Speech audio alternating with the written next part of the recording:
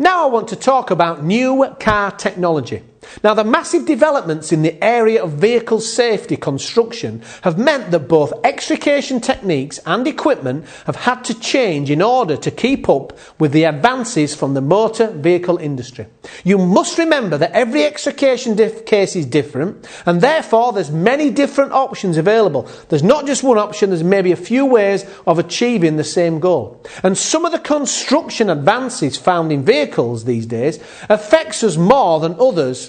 But the distinct difference in the way vehicles are built now is well noted. Generally people know. This is just an indication here. That's the cross-section of a B-post in an old vehicle, and that is the cross-section of a B-post in a model 2002. As you can see, the reinforcement there, that's a lot stronger. This technology now, the building the cars, a lot stronger than they used to do. But that's going to take more getting into with the cutters, etc.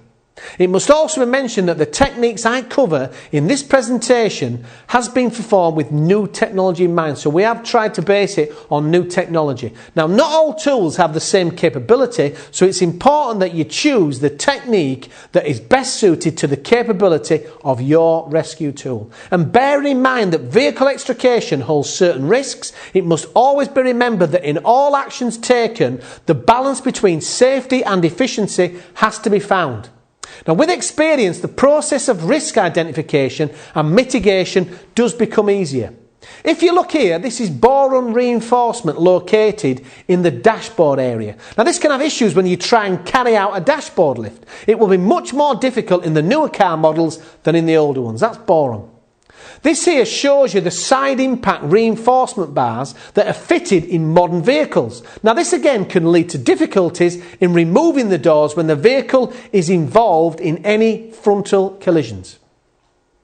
Now, unlike understanding human anatomy, understanding the anatomy of safety improvements is a never-ending process. They are constantly developing new safety techniques, new cars, new techniques. Safety features vary widely from year to year in their design and placement among makes and models, so some makes and models have different safety precautions in them. For this reason, it's essential for rescuers to know how these safety improvements may affect their day-to-day rescue operations. Now, what I'm going to do is I'm going to go through the various issues that you should be aware of using this diagram here.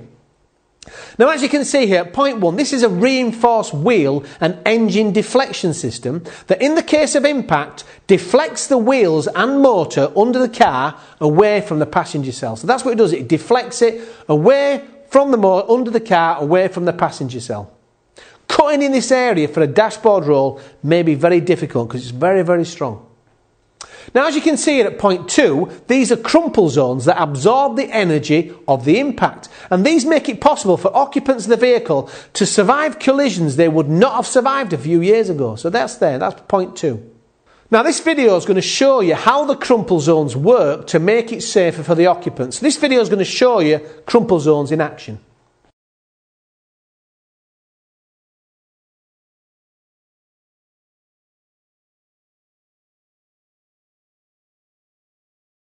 Now, this picture I'm going to show you now shows you a partial front impact test. So that's the impact of a partial front impact test on one side.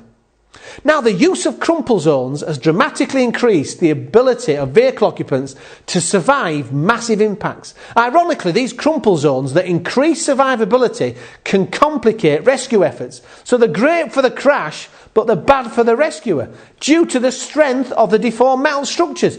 They're very hard to get into, so it's ironic that if you do survive it, we can't get you out. Now, these pictures here show you the aftermath of a collision where the crumple zones have increased the survivability rate. Look at that car there. The occupants survived that by having these crumple zones. And that one there, look at that. That's the crumple zones crumpling up, it takes the impact out of it.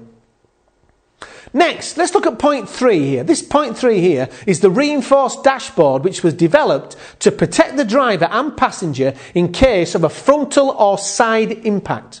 Now, conventional one-sided dash rolls now may be more difficult with these. Maybe more difficult. Reinforced dashboards. Here, point 4, you can see the micro-alloy and boron steel which are used for improved strength to weight ratio.